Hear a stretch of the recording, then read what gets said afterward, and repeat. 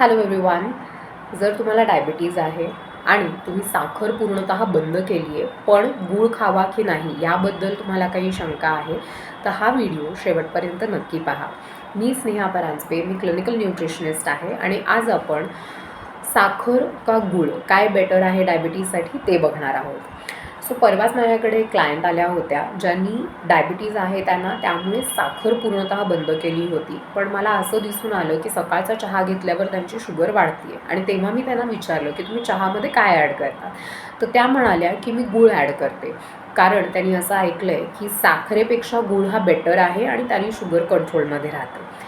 तर जर तुम्हालाही असंच वाटत असेल तर थांबा, तुम्ही गूळ वापरा किंवा साखर वापरा, दोघांनीही शुगर वाढणार आहे. कारण दोन्हीही इन्ग्रेडियंट्सचा ग्लायसेमिक इंडेक्स जो आहे तो जास्त आहे आणि दोन्हीही इन्ग्रेडियंट्समधून मिळणारी कॅलरीज ह्या इक्वल आहेत.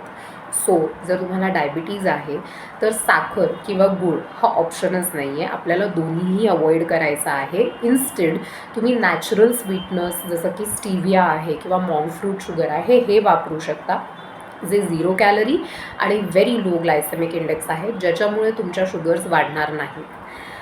सो जर डायबिटीज असेल तर no sugar, no jaggery, go for a natural sweetness. Stay tuned for such more videos. Thank you and have a great day.